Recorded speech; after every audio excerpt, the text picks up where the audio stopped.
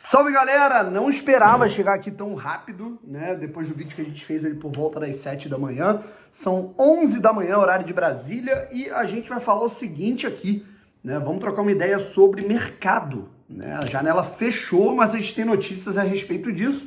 Afinal, cenários adversos rolaram nesse último jogo, o que atesta até talvez uma, digamos, falta de cuidado do Botafogo com cenários adversos, e isso é importante se destacar.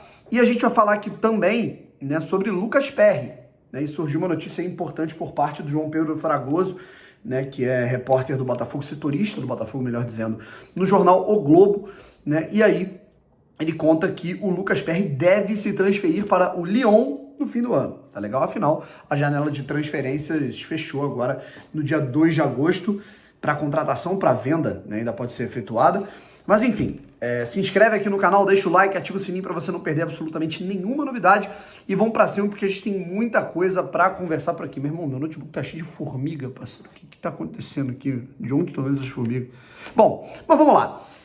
Primeiro eu vou pedir aquela moral, cara. Se inscreve aí, vamos chegar a 97 mil, rapaziada. 97 mil. Lembrando que quando a gente chegar a 100 mil inscritos, a gente vai ter o sorteio de 3 camisas do Botafogo. Como a gente vai fazer isso? A gente ainda não sabe. Para isso, a gente tem que chegar nos 100 mil. Mas vamos lá, pessoal.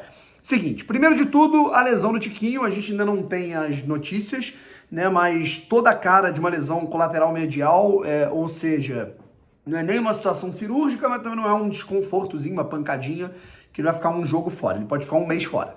Né? O Tiquinho ele pode voltar só em setembro para um jogo contra o Flamengo. Ele pode voltar só, né, depois disso, enfim. Né? A gente pode perder o Tiquinho para essa sequência do segundo turno aí contra São Paulo, né? Fluminense, Flamengo, Paulo. Então, é importante o Botafogo estar atento a isso, tá? O Botafogo ele vai atrás de um centroavante no mercado. A janela fechou para contratar, mas o Botafogo pode buscar jogadores livres do mercado, né, que estejam ali sem contrato ou em fim de, né, para trazer, e aí cabe pesquisa. Acho que isso atesta talvez um equívoco do Botafogo em não ter se preparado para essa possibilidade. Tiquinho Soares é insubstituível? Sim. Né? Nesse momento do Botafogo, sim. Mas e se ele se machucasse? Será que não era interessante o Botafogo ter um cara de mais casca para ser o centroavante reserva? Além do Valentim Adamo, que é uma oportunidade de mercado, né? O Valentim Adamo é um atleta que tem 21 anos, né? É o artilheiro da Série B do Uruguai. Uma coisa é você jogar na Série B do Uruguai, outra coisa é você jogar no líder do Campeonato Brasileiro brigando pelo título. Acho difícil, não impossível, mas acho difícil que ele já chegue, metendo gol e tal. Então, é uma situação que né, atesta que o Botafogo talvez tenha que pesquisar no mercado por esse centroavante, né, esse jogador ali talvez mais experiente, em fim de contrato, né? Como o Botafogo vai conciliar isso e achar isso no scouting, eu sinceramente não sei, tá? Isso é um trabalho para o pessoal lá do scouting, do Alessandro Brito, do Rafael Rezende, do Bruno Nossi, que é o analista de mercado, e toda a galera que trabalha captando reforços para o Botafogo, tá legal? Bom, e de qualquer maneira, à noite a gente vem com mais informações, se Deus quiser, dando uma notícia boa aí, menos, digamos assim, preocupante em relação a Tiquinho Soares no fim do dia. Vamos torcer, né? Faça a sua oração, tua fé, independente da tua religião, né? É o momento da gente ficar mais próximo assim da crença, né? Mas vamos lá. Informação do jornal o Globo, do João Pedro Fragoso, de que o Textor deve colocar o Lucas Perry no Lyon em 2024, beleza? Houve uma promessa do John Textor, do Mazuco, no departamento de futebol do Botafogo, de não mexer no time que está liderando o Campeonato Brasileiro e tem 2 possibilidades de título nesse segundo semestre. O Brasileirão, que o Botafogo lidera com 13 pontos de folga em relação ao segundo colocado, e a Copa Sul-Americana, onde o Botafogo entra em campo depois de amanhã contra o Guarani do Paraguai, tendo altas chances de passar para as quartas de final, tá legal?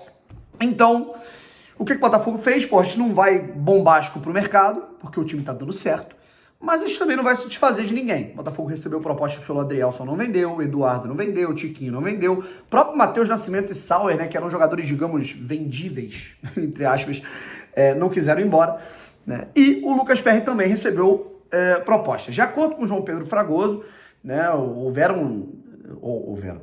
houve sinalizações né, por parte do Galatasaray, da Fiorentina e de outros clubes, né, a própria Inter de Milão, que agora está indo firme para tentar buscar o Bento, por 8 milhões de euros pelo Lucas Perry, tá?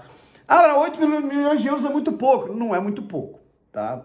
Começa por aí. O Botafogo recusou porque é um momento, assim, mágico da temporada, mas 8 milhões de euros por um goleiro não é muito pouco. A gente lembra que a venda mais cara de um goleiro na história do futebol brasileiro foi o Alisson, vendido do Internacional para Roma, lá em 2015 ou 2016, agora não me lembro, acho que foi 2016, por 5 milhões de euros, tá?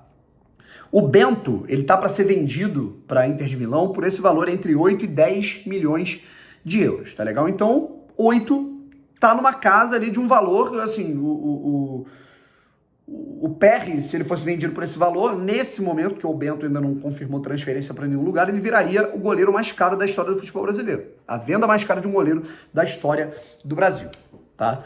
Não vai acontecer. Além do Botafogo querer vendê-lo, o Botafogo entender, né, o Textor entende, de acordo com essa reportagem, que 8 milhões de euros é um bom valor para um goleiro, o Botafogo quer manter percentual de revenda. O Botafogo não quer vender 100% dos direitos econômicos do Lucas Perry. E aí, para isso, para unir o útil ao agradável, o Botafogo colocar dinheiro no bolso, o ativo continuar na holding, na Eagle, né, que é a holding que detém ali Crystal Palace, Lyon, Botafogo, Molenbeek, Academia da Flórida, né, outros clubes que o Textor está planejando adquirir. Além disso, é muito importante destacar, o Botafogo ficaria com 20% do jogador. Ou seja, o Botafogo lucraria 8 milhões de euros.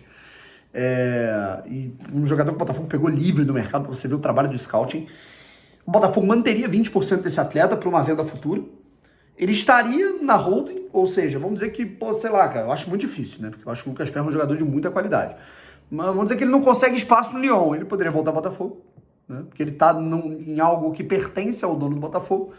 Então, é uma possibilidade, certo? E aí o Botafogo iria para o mercado, né, para buscar um outro goleiro em 2024. E é muito claro, né? O Botafogo ele vai ter modificações em 2024. O Botafogo vai se desfazer de alguns atletas para fazer caixa, naturalmente, se Deus quiser, depois de um título brasileiro e quem sabe também de um título da Copa Sul-Americana, né? Acredito que Tiquinho, Eduardo, outros jogadores mais experientes fiquem no Botafogo, apesar de receberem propostas, tá?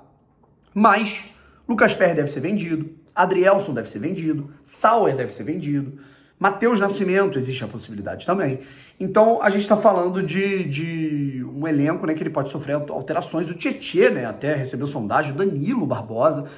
Então, o Botafogo ele pode ter alterações para 2024. Mas o importante nesse momento é essa manutenção, tá? E essa informação do PR que é para 2024. Agora é concentrar no título brasileiro, que é o grande sonho de todo mundo. Valeu? Um abraço e fui.